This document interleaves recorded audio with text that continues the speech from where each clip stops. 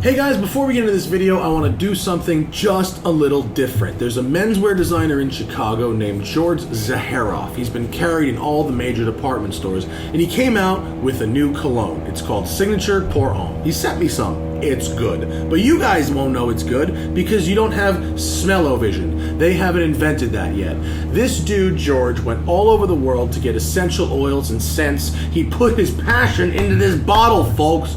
But the only way that you are going to be able to figure out that it's good, like I did, is to smell it for yourself. So, you're going to go to Zaharoff.com/TheSmokingTire. That's Zaharoff.com/TheSmokingTire. The link is in the description. And we'll send you some for free. That's it. You try it for free, you like it, then you buy it. Hit the link in the description. No obligation. Can only ship to the US, but it's free. Check it out. Now enjoy this video.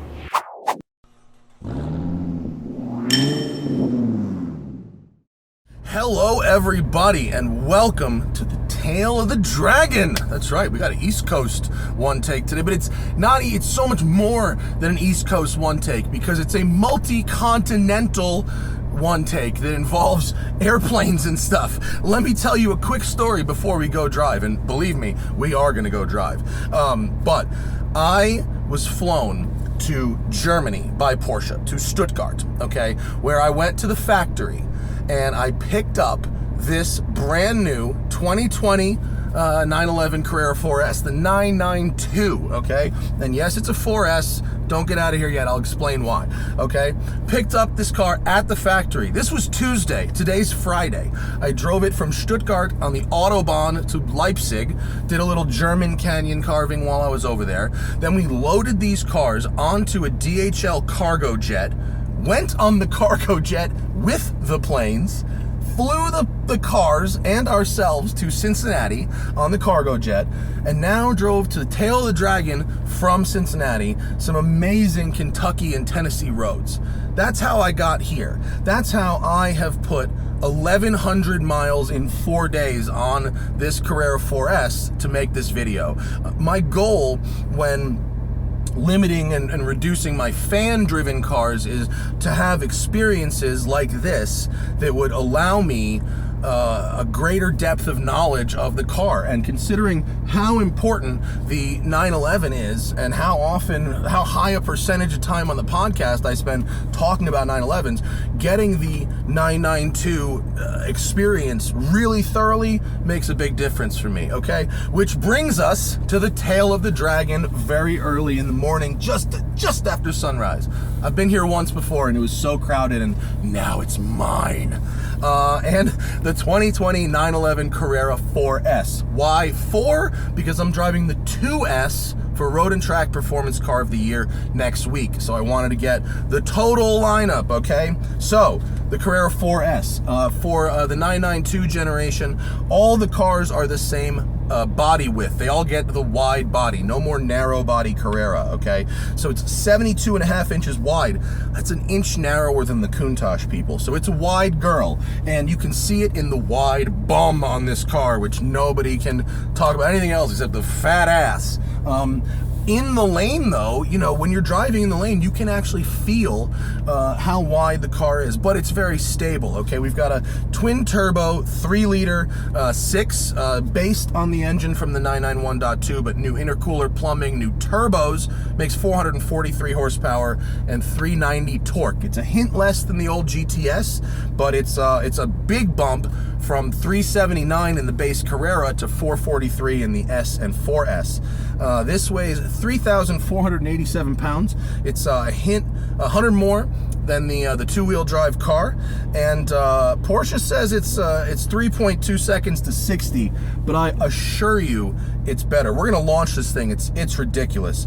The peak torque is 2,500 to 5,000. Peak horsepower is 6,500, and the red line is 7,500. So it's a much more pragmatic power band for everyday driving than it is a passionate power band like the GT3 I just got out of. So let's go for a drive.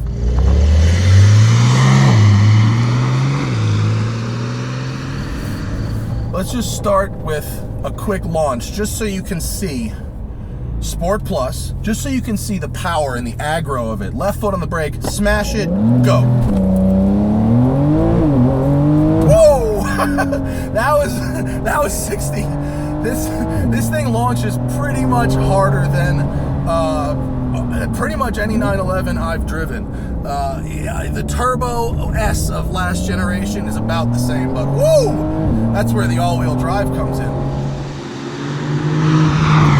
Tail of the Dragon, 11 miles and 99 corners. I have been here only one time. It was many years ago, and I do not have the local knowledge I have in LA, so don't expect that kind of pace.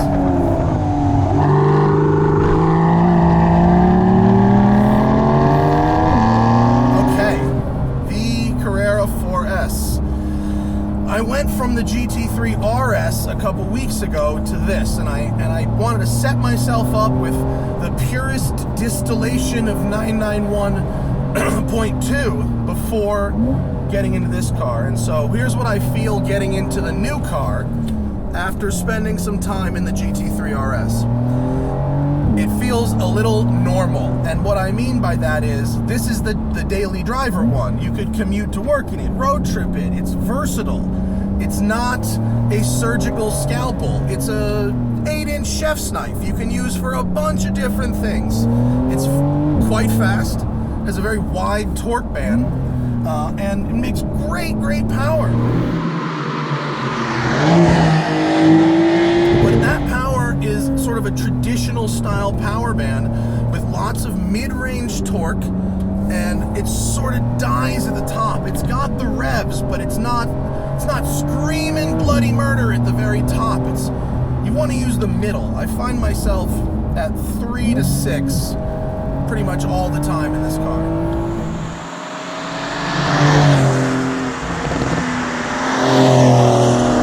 The Dragon.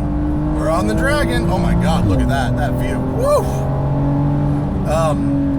Alright, so the engine is effective, if not full of passion like the 4-liter, okay? But it works, gets good fuel economy. I'm getting like 450 miles to a tank of fuel in this car, which is fantastic, out of a 17-gallon tank.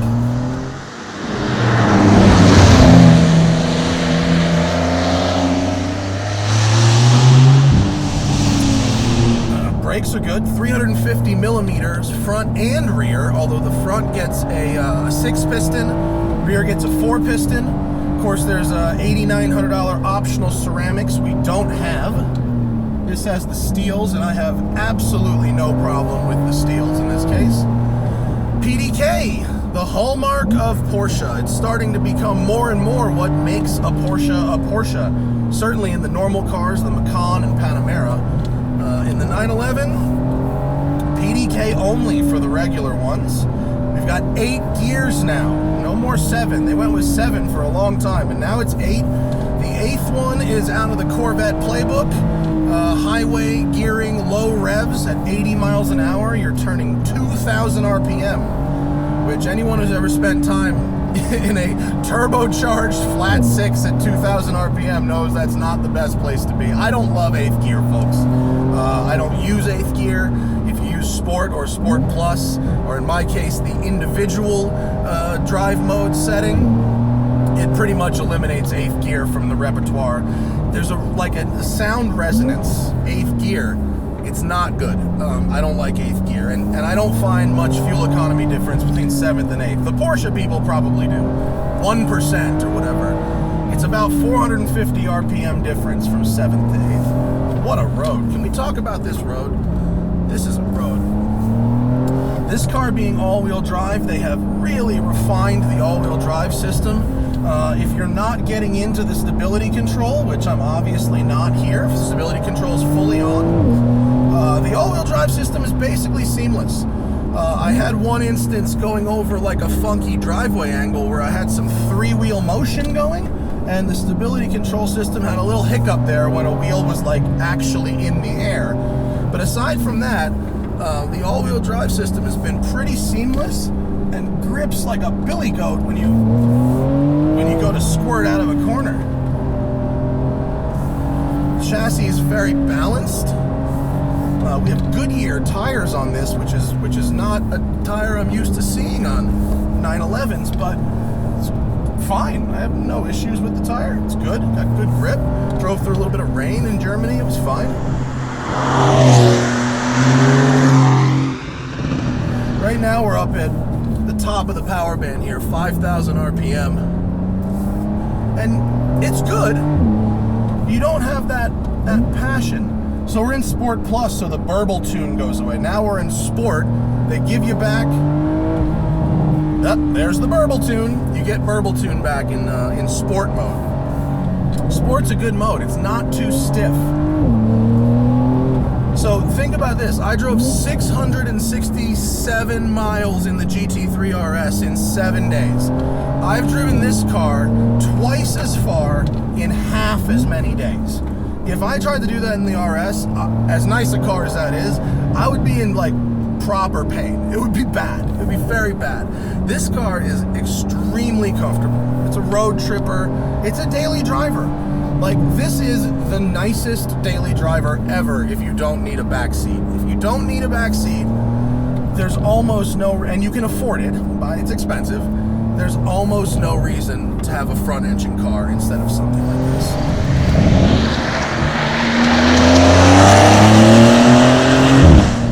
The steering is excellent. This has the multi-function GT wheel, which has some buttons on it, but they've really placed them creatively in the middle of the spokes in a way that is totally unobtrusive to the driving experience and that doesn't take away from the feel of the spokes, how they're supposed to feel in your hands.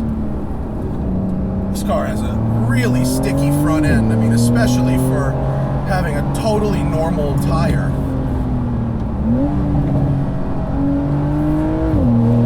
PDK, despite my not liking 8th gear so much, PDK is still pretty much the gold standard here. It is very precise. The automatic shift programs, aside from the normal one, are very good.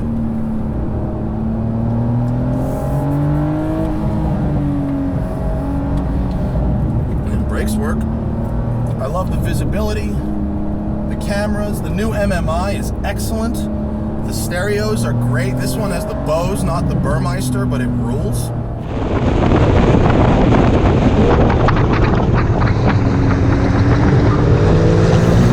There's really a lot to like here. Phenomenal car.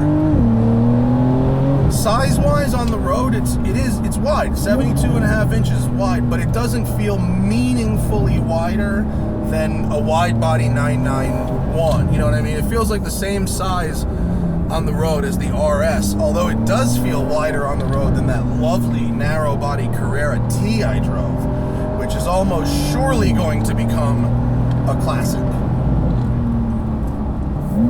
Woo!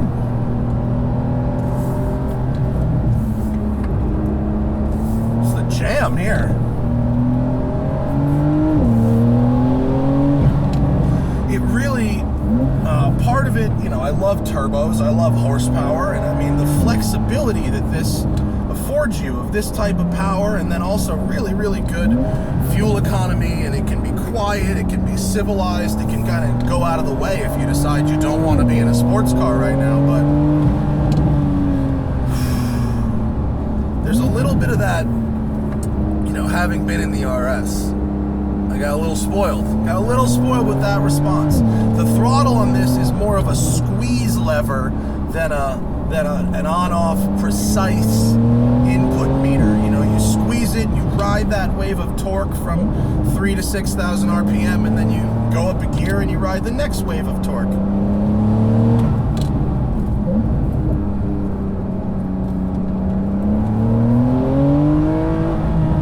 Well, this is just delightful, isn't it? Should do some more Tail of the Dragon videos. This is badass. I love how people are like, don't go to Tail of the Dragon, it's crowded. Okay, sure. Whatever you say, guys. Lovely on-camber corners here. The car loves to change direction. I mean, it's perfectly happy to dance back and forth. Super, super stable. Oh, a truck. We have reached a truck. Oh, and we found some folks. Motorcycle and whatnot. Well, how long has that been? Is that the entire length of Tail of the Dragon? I mean, it's long enough that I think we've made our point. Or is it? Oh, we got motorcycles. Well, maybe those folks were right.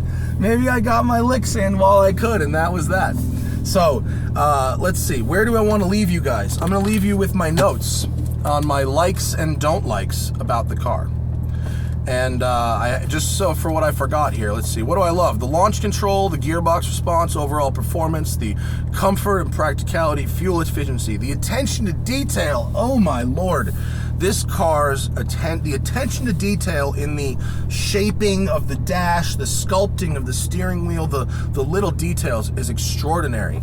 Oh, the shifter. People don't like the shifter. I get it. We'll keep driving and talking. I made a gap. We'll keep driving and talking. People don't like the shifter.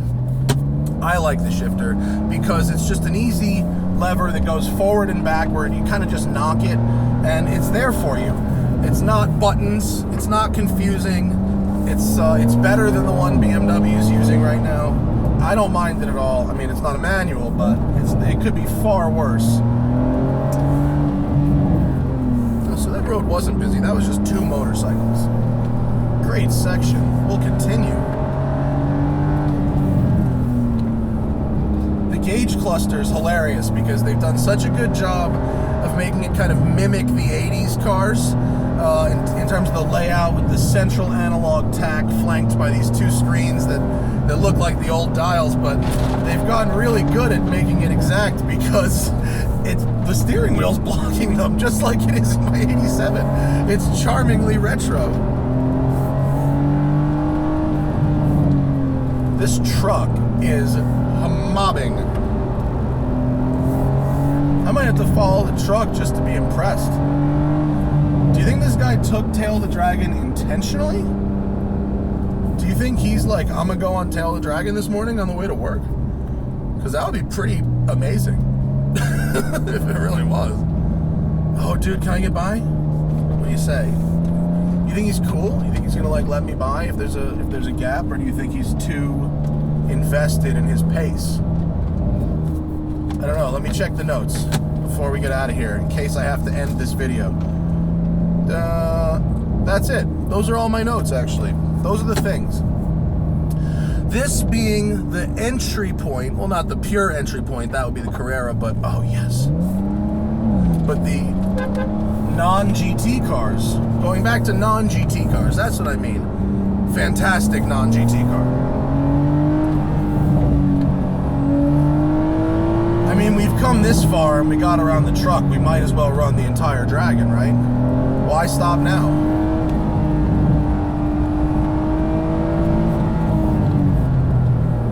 Beautiful road.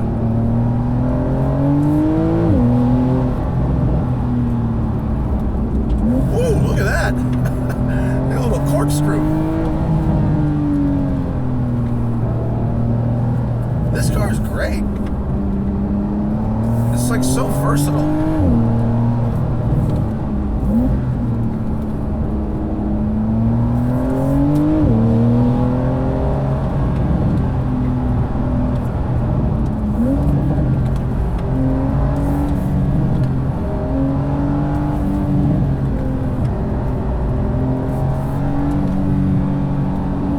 On the Autobahn in Germany, we're sustained like 130, 135.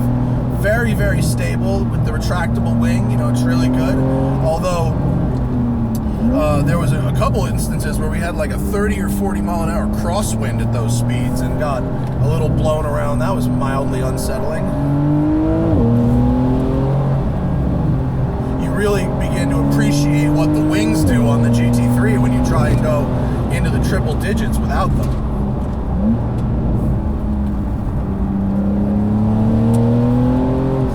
So you get on the throttle early and then you kind of load up the torque so it's ready to explode as you exit the corner. It's got really good grip over bumpy roads. I I love that it's not too stiff. Granted, my individual setting is on comfort suspension, but we're on sport now, but it's not too stiff at all.